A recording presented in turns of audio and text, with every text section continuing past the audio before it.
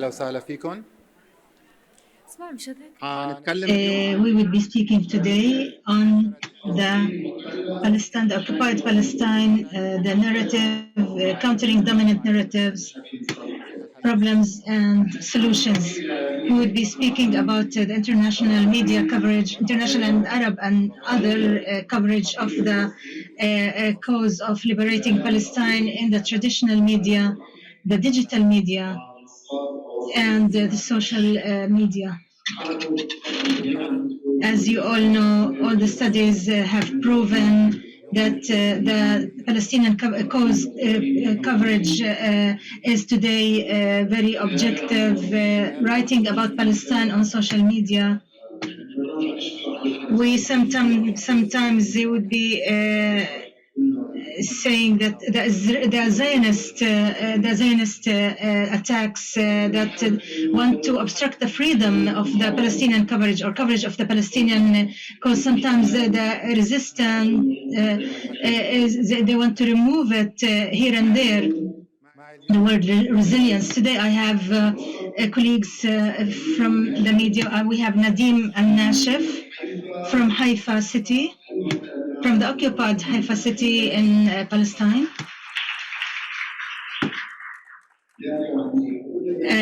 Digital rights defender, director of Hamla campaign institution that works on developing digital media in occupied Palestine.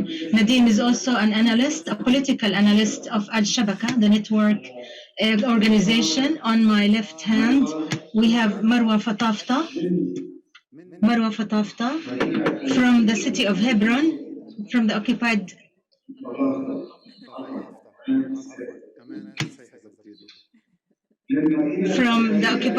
city of Hebron in Palestine.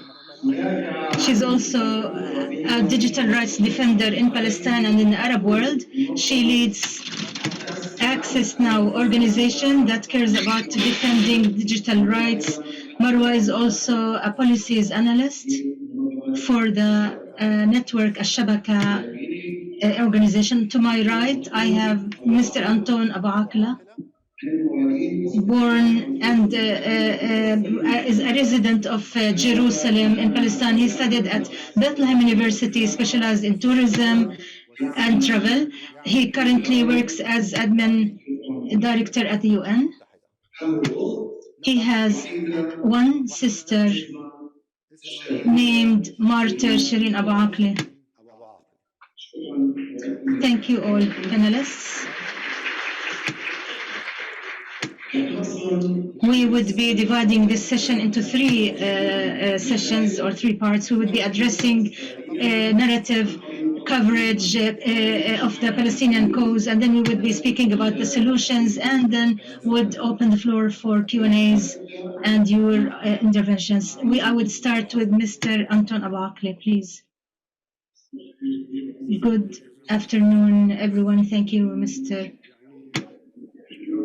Jadwi. When Shireen was shot dead, in the first or the initial moments, we did not used to care about the coverage as much as we were sad for her, the assassination and the event that took place. However, and I'm unfortunate to say that, I regret to say that I wasn't in Palestine when the event took place, and the first thing I started to think about is going back to Palestine, to my own home, to see my family, to kiss Shireen goodbye. For my good luck, the flight had internet connection. I was able to follow up and to track the coverage on the different media, most of which was live from my own home. I saw people watching from home. I saw all the delegations going to our home, paying condolences, trying to support my wife and kids. And fortunately, I was surprised to see international press, foreign press, Israeli press, who are trying to change the reality or the facts. The first thing I saw on a foreign newspaper. The Al Jazeera correspondent Shireen Abu Akleh dies at 51. So a news item like that to an ordinary reader to read this in a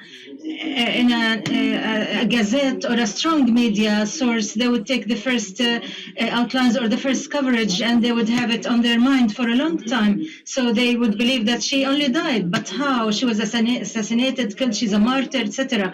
He would only know that she died, simply died. So the journalism or the press affects the credibility. We also saw Israeli press trying to whiten or to wash the facts. They were saying that there had been an armed clash in the area, and the truth is that there wasn't any clash. And they tried to over exaggerate. And why would Shireen be in Jenin? So all of that is up to the Israeli military institution to clean their image and to provoke the Arab and free press who convey the message or who do the coverage based on the facts. There is a lot of incitement and attacks against the journalists who are being honest and who rely on facts as they do their coverage. So this was this affected us a lot as family. This was one of the things that at first we didn't have any concern about, but it appeared to us later that this is one of the reasons why Shireen was assassinated, that there is the yellow press that only posts and publishes lies and incites against the whole thing and tries to cover or mislead the information that Shireen was killed by an Israeli sniper. So there are things that need to be encountered. The other sad thing is that our journalism, with due respect to all Arab press, not everybody has the capacities to do their coverage, but I see that the press can reach a certain limit and then leave. There are assassinations, ongoing assassinations taking place in Palestine, but something that is repeated. People are kind of used to, for example, a Palestinian is killed. This is a daily news, so there's no follow-up. Why was this person killed? An Israeli say this person was planning to carry out a suicide bombing, to kill themselves. Us as Palestinians are confronting a more than 70-year occupation. The least thing we have to resist, whether through journalism, through the media, the press, or by boycotting them, the BDS. There are many movements. The word that you used, resistance, is they want to remove the term resistance. They just want to say that there's a Palestinian terrorist who wants to carry out an operation or a bombing. Now, Israel, when they said it's true that it could have been an Israeli soldier who assassinated Shireen, but he didn't have the intendency to do that or the intention to do that. So they try to analyze it according to their own wishes. Maybe or maybe she was only, they would claim that she was only practicing her talent or her abilities, and it happened by mistake. Well, the press coverage, let me tell you,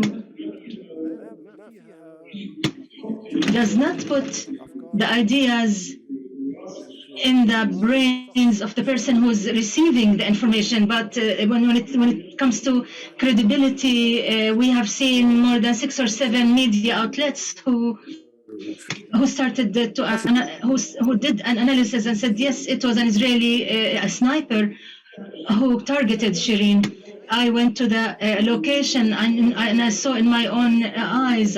I saw the media reports 16 Israeli bullets by the sniper directed at Shireen and her colleagues who were at the event at the time. You can't convince me that you would you shoot a bullet by mistake and hit someone to death when you shoot 16 bullets. And we also saw the video as he was trying to kill or to direct or to his bullets against the person who was trying to, Sharif, who was trying to help Shireen.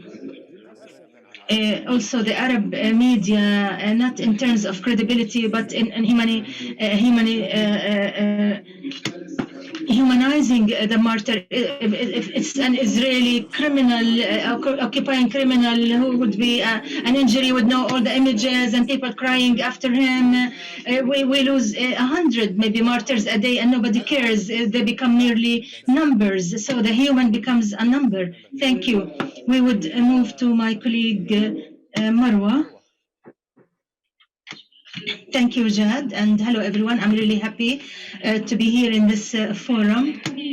I would build on the point that Anton mentioned, which is the coverage about the Palestinian cause and the occupation crimes is, of course, biased.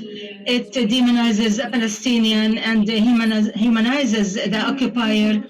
At the same time, try to cover their responsibility in committing war crimes and human rights violations on a daily basis.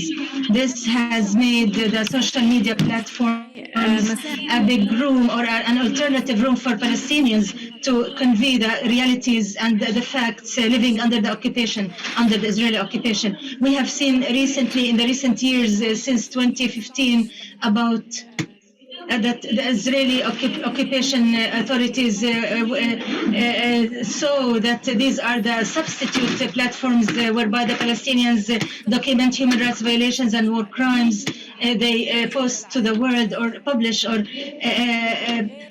proliferate to the world an unbiased story narrative from the ground. We have seen the events, the war on Gaza last year, intimidating videos from Palestinian homes, and while the Israeli shelling was taking place.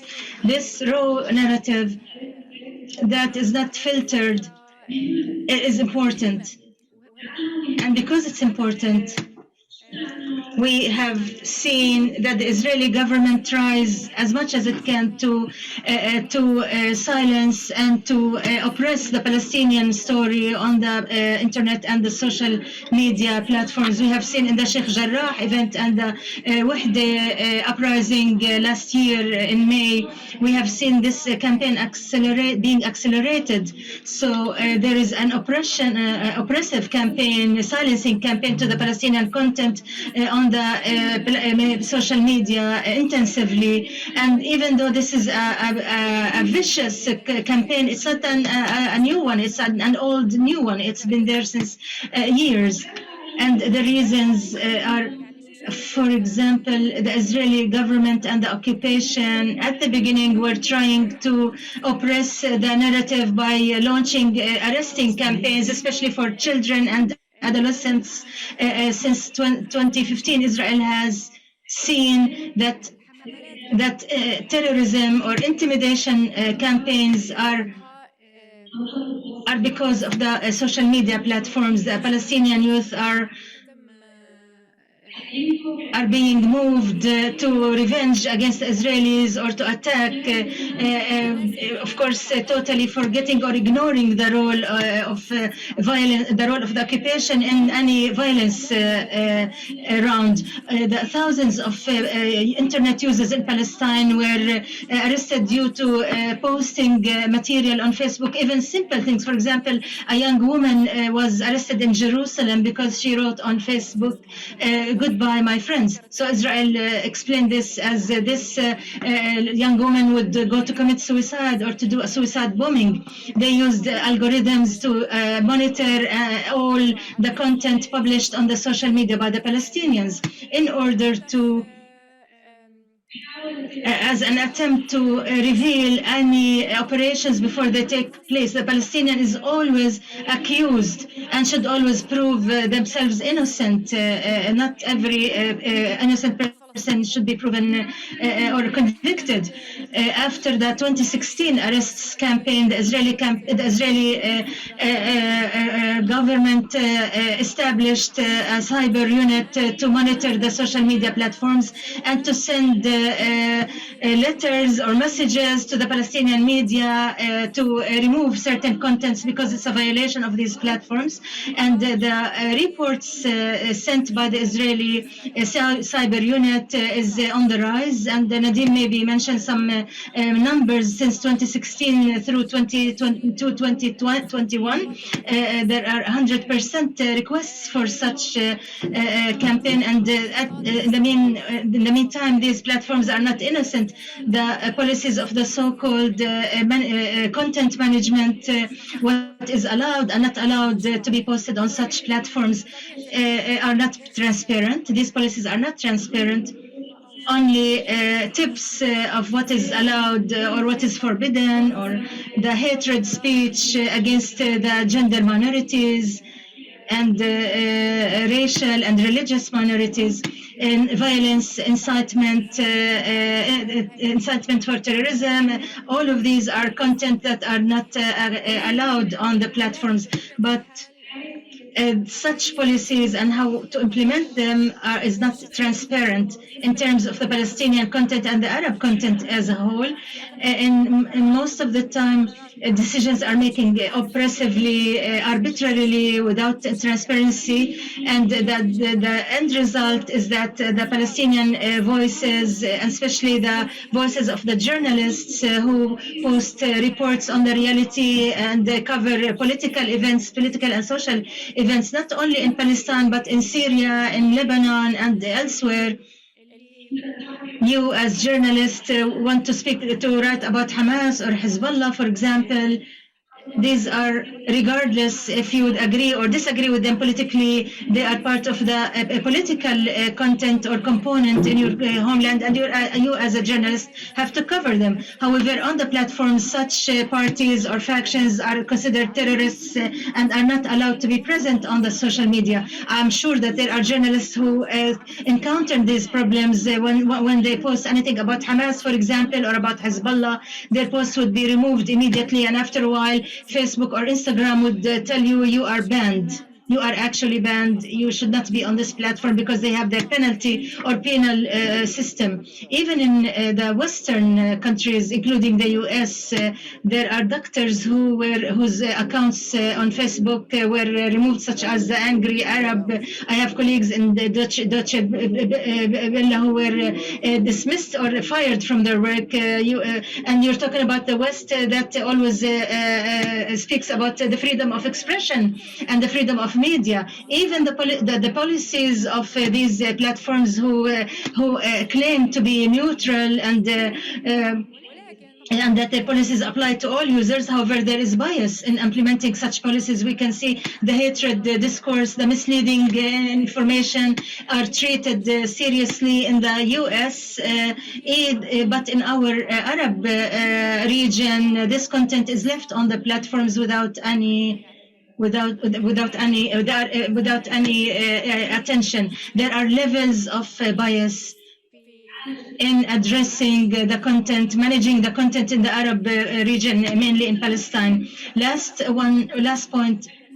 Us as CSOs working on digital rights, we document such violations after the Sheikh Jarrah campaign and oppressing and removing the content. We requested the Facebook or metadata to do an independent, transparent report or investigation, because we know these companies are not being honest. They maneuver, saying that there are some technical issues.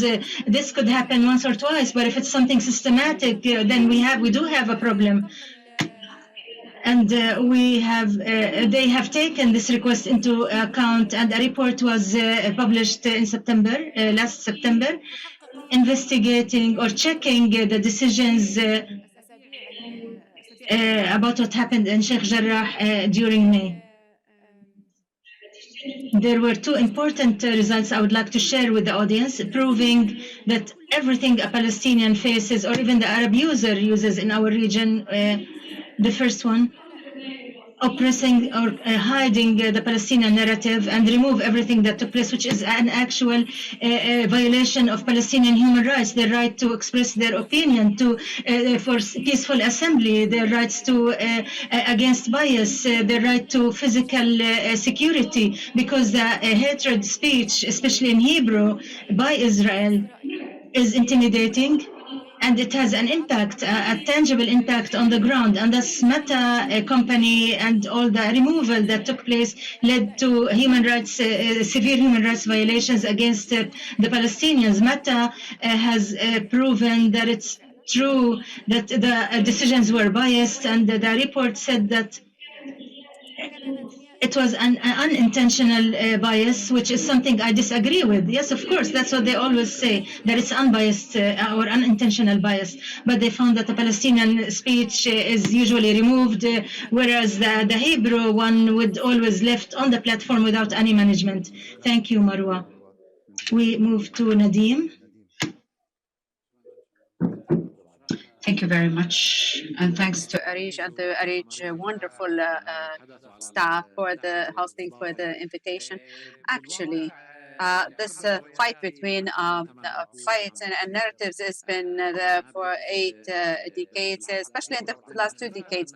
It's even before the 1948 issue, and there are two parties. And if you want to zoom out and check what is happening, then one party is that's very organized, that has all the resources, the advanced technology, the support, that is unlimited support, that is always there. And this includes, of course, the central media.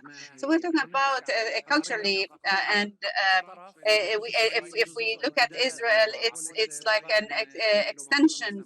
And as Biden said, Israel is our upfront camp, and this is the mentality that the Western is following, and this is where how we see it in the media platforms. This is how Israel is treated, its institutions, its technology, its economy. This is what's happening. As Marwa said, other than discrimination or it's intentional or non-intentional. No, actually, it is intentional, and it is seen as part of the whole play. So we talk about two parties: one party that's very organized in its performance, and the other party that we work, like we call it, like we're there to come in when there's something coming up. So we don't find like we don't have systematic ways to be there. So like when Sheikh Jarrah thing happened, all of us were there. So, but what happens between one crisis and another, and what is it that we do as Palestinians, or what we don't do as Palestinians? We, in order to spread our narrative, in order to tell the world that we need to be organized. When we talk about the Israeli party, there's no ministry, no military institution. They don't have a spokesman in the Arabic language. We talk like Avichai Derari, that person who has a complete and whole production unit. We talk about Facebook pages like Captain Ali. Captain Ali is someone who's in front of the Israeli investigations in Ramallah area, or a page that's called We Want to Live. It promotes the Israeli propaganda and how they did with Palestinian Arabs living in the 1948 land. So this is how this is a propaganda, how they tell them, come and work with us, you get permit, you get promoted, and all these things. So until we come to the official broadcast, it is the TV channel that is in the Arabic language, that is, of course, affiliated with the Israeli government. So they're more professional. They don't touch, and the context as if it's social and so on. And of course, it's like the poison is embedded there in these messages. So this organized party, and with all the bias that it has, that it's supported with by the Western, is dominating. And then when we talk about the other party, the Palestinian government, we see that there's lots of things that are not done correctly. And the least of all is that the pages that should confront and be there, there are Palestinian embassies that should do a more professional work. The Israeli pages that will have pages, for instance, Arabic page in Iraq, and it has the content, and it has, so it depends on the local content. However, there's a big shortage in the Arab counterpart. Israelis are used to talk about the counter narrative and fake news, and it was mentioned that about the martyrdom of Shireen Abu Akleh. So the fake news that they use and social media all knew that Israel is promoting fake news, and this video that was published earlier. So such networks did not take out that this is fake news. Did not take it out, and that it's being live streamed. But so this is what we see, that they redraft the structure so that they mislead others. And at many times the success would be to an extent where we read Western media and we don't understand who's the victim, who is the victim, who is the perpetrator, and who is the victim. And so it becomes very confusing, especially to the Western audience. I'll talk about two examples where we were able to go out of this fog or foggy area. It's the Sheikh Jarrah experience, where it was a real story about a family who were oppressed, Abu Nabil. And Mona al-Kurd, there's a family who used to live in their house, and Yaqub, who robbed their house and the land, and all these videos are there, and they've been live streamed. It's a true story, and a strong one, and that would touch the heart of anyone who would understand what justice is and promotes it, and would create the solidarity with it. But all attempts in order to hide all this and the spokespersons of the Israeli government did not succeed in hiding it, because there was a big mobilization, not only from Palestinians, but influencers in the Arab world, influencers who don't only work on human rights or politics, and they work on different things, from persons who were influencers, and they love it. And I believe that what happened is that they were able to convey this message, and the Western mainstream news could not neglect it, and had to show that they're not as biased, at least in front of all. As for the martyrdom of Shireen Abu Akleh and the live broadcast and the consolidation of all media institutions, and where she was targeted by the Israeli soldiers, and all this had made this case float. Otherwise, what's happening every day on daily basis, and which we regretfully can't do anything about, and this is as a personal criticism, we cannot convey the message in the right way, whether from the social media or central media. We need to perform better and try to relay the Palestinian narrative in a much better way and more convincing way.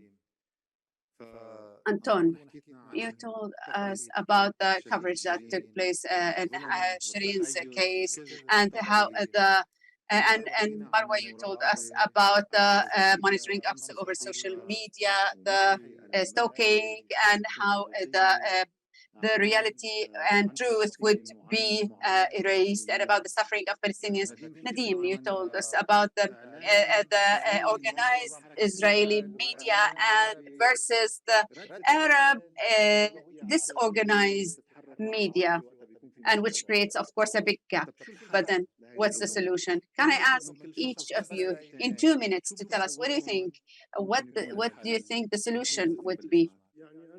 As Nadim has just said, and all that he mentioned was actually yes to the core, that touched the core. Actually, the Israeli system is very organized. It's supported by the Israeli government, and the government itself gets a very big support. Now, how can we compare the Palestinian media to the Israeli media? Nothing, actually. A big difference. Also, Israel, in case any Israeli citizen would be killed, for 2 years they'd be following up on the case, promoting it, and they would follow the channels to which where it would be broadcasted. But how I know things regarding the martyrs, the Palestinian martyrs, I'm not, and here I'm talking about Shireen and others. There's no direction to where we're heading. This is the first time. Where do we head? What channel should we follow? And so this is very important, to have a unified system, to have support, to have someone to consult, to tell us what to do. We see martyrs who are falling down every day, and the parents can do, or their families can do anything. So we and I. That's why I believe the Palestinians should know what to do, not to wait for the incident to happen. So this should be systemized, institutionalized. Yes, of course. We should maybe include something in our manuals and our curricula.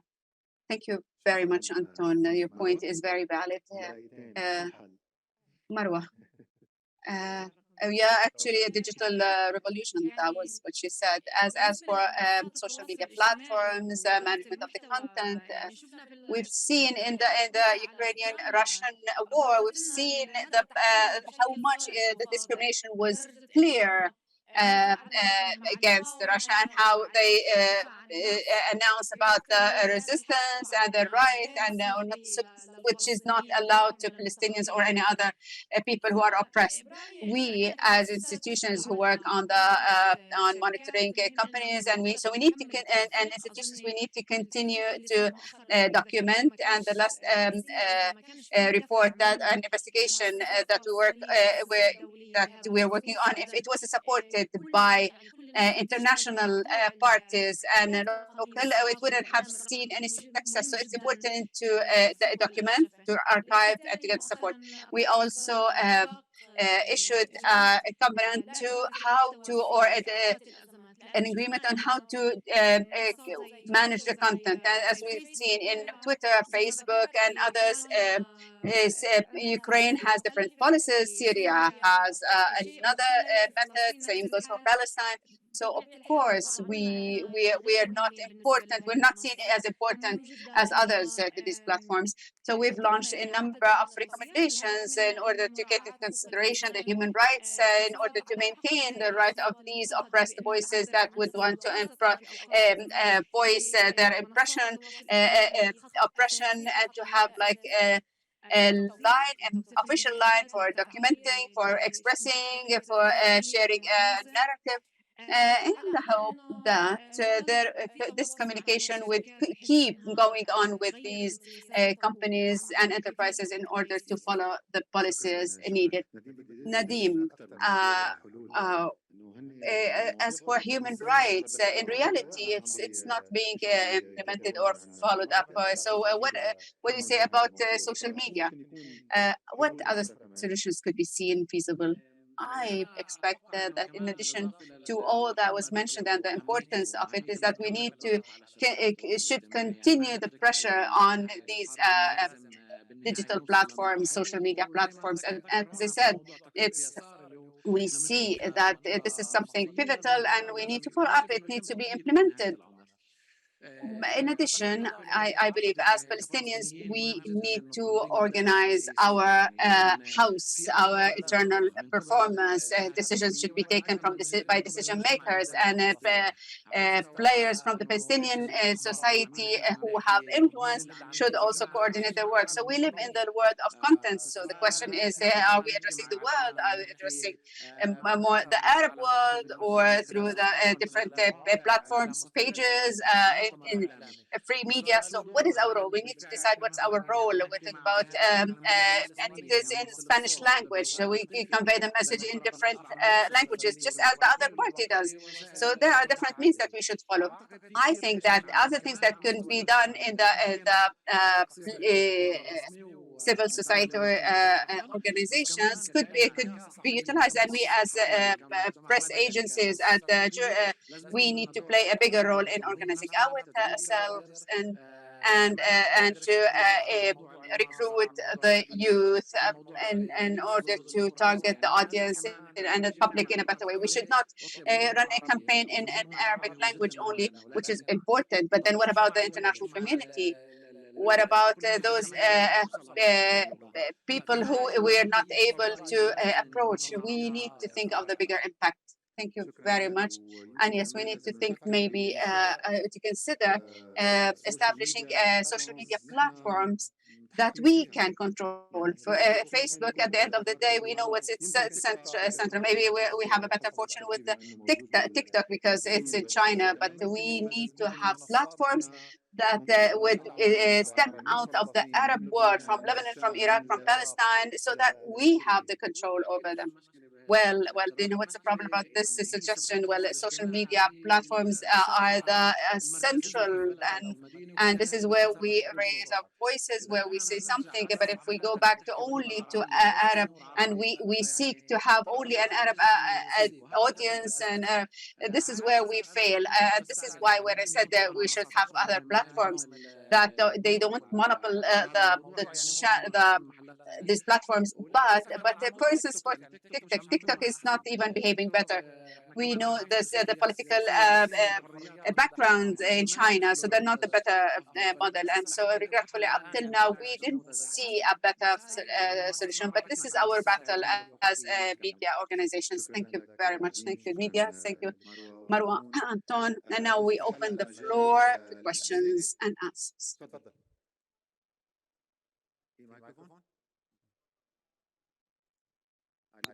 Okay, for those who want to raise questions, please go to the mic.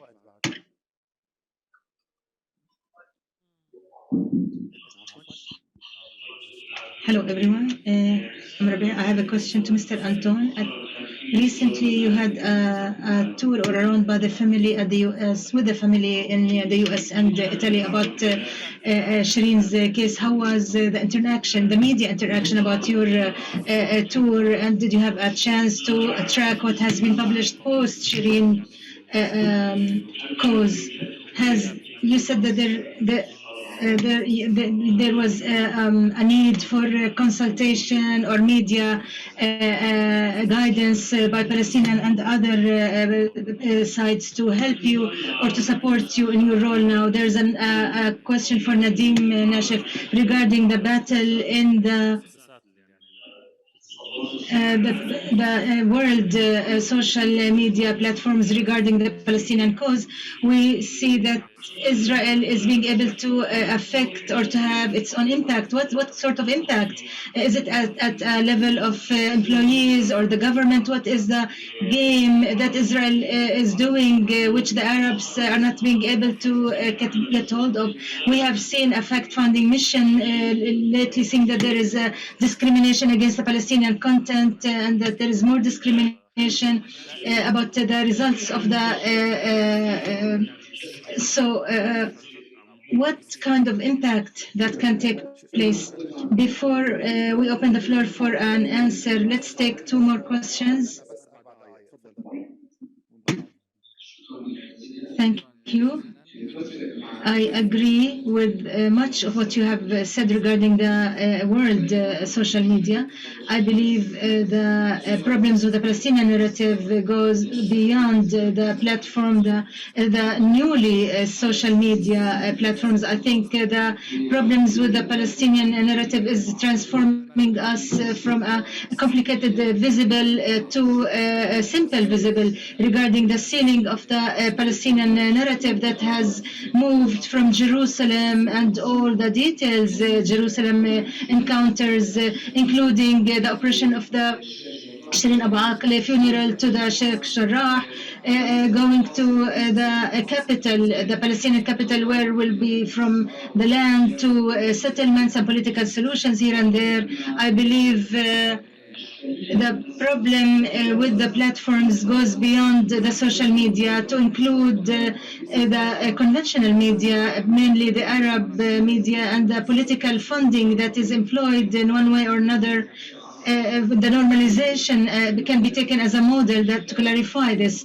The problems also go beyond the platforms, and the narrative, the Palestinian narrative, has to do also with what is needed at the Palestinian level. Who should we address as we speak about this narrative? We don't want it to be also controlled by the political crisis. Thank you.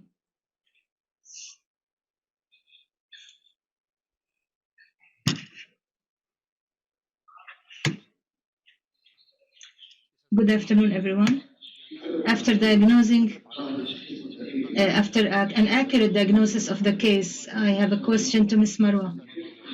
How can us as institutions use or utilize the individuals in the West as tools to exert pressure in order to support the Palestinian cause. Thank you. One more question.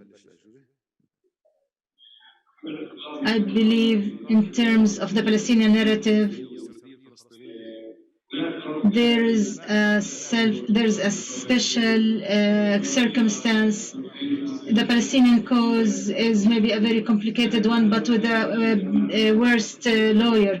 When we speak objectively in terms of the narrative with the other party, there are too many challenges facing this narrative. There are Israeli players. Israel is playing seriously regarding the digital diplomacy and how to use the digital space without monitor or surveillance. Today, us as Palestinians, we have many challenges. The traditional Israeli challenge and the Western historically biased media to the Israeli narrative and fighting or combating the Palestinian narrative. But the worst thing is that we've been witnessing in the recent years is the Israelization of some Arab media outlets. We have seen Arab media outlets are becoming Zionists, and not just Israelization in terms of distorting the Palestinian narrative. Today, the platforms are not dealing with names of martyrs or the freedom fighters as terrorists. The city of Jenin or Nablus are part of the algorithms that we witness on a weekly basis, or the last month or last week. Anybody in Jenin or Nablus, there are new Facebook algorithms that no user can access, even if the news does not have to do with a national story. It's a war against the Palestinian cause. The institutions working in digital rights, shouldn't be a priority. We know that Western media is historically and traditionally biased. What is the strategy? What is the advocacy strategy of the Arab official media that went to not just Israelization but Zionism, the poison that is using in its daily media? So let's start with the Muhammad. The media coverage is still very important for us as a family of Shireen. The media coverage started the first day Shireen was killed. We have seen the strength of this coverage. It has become international after the attack on Shireen's funeral, and it was on the rise. These attacks continued for more than a month, and then we saw a decline. But the circumstances that took place helped us use them to revive this cause and to make it an ongoing one in the media. We used the Biden visit to Palestine, his refusal to meet the family. We tried to utilize this and to make a fuss about it, and that had an echo in the U.S. And during our visit and meeting with a number of U.S. senates, they were supportive. There was a crime that took place. A murder took place. As a U.S. citizen, there was no analysis. Biden was requesting protection for journalists, mainly female journalists. We saw this in the assassination of Shireen. He did not do anything. He did not take any action to hold Israel accountable for this assassination. On the contrary, they asked a just fact-checking investigation, but then they pulled. We used the Israeli report on July 4th when they said that it was a mistaken assassination. There was no intention to kill her. We use this also. We use the circumstances to recruit the media. We faced so many challenges in the U.S. media who rejected to disseminate our reports, but we have seen some sort of change. When the story was ongoing for a while, the media started to approach us. To go back to the same point, when the U.S. statement was issued on July 4th, we learned about it as a Palestinian family, and of course as a U.S. Palestinian family. We heard about it through the Israeli media. Unfortunately, the Israelis knew that there was a U.S. report being issued, whereas we didn't know about it. It's extremely important to utilize the events for the interest of the coverage. This is important. Marwa. I do agree with the diagnosis of my colleagues that the war on the Palestinian narrative goes far beyond the war on the social media platforms. As Nadim said, we're talking about a war that started before the establishment of the Israeli state. However, each one of us has their own specialty and field. The war on the social media does not only include the attempt to remove a content. We're talking about a digital occupation. The occupation did not leave us only with an occupation unoccupied people, but they moved to controlling these narrow spaces and alternative spaces that through which we can express our own narrative without any removal or monitoring. That's why it's important to clash with to network with the companies, to see some of them could be sometimes pessimistic regarding this approach. Nadim said that such platforms are used by millions of people. That's why they are important. These are meant to us. If we want to convey our message to the world, to convey our narrative, we need to be present on such platforms until we have Arab alternatives or substitutes that believe in human rights not merely on paper but in action.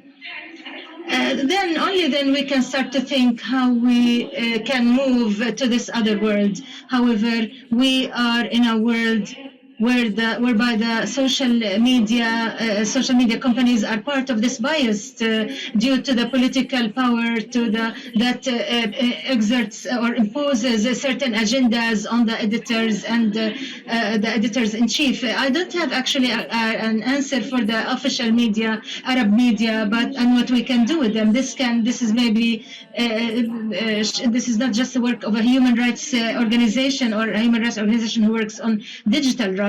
I would emphasize that documentation is also important.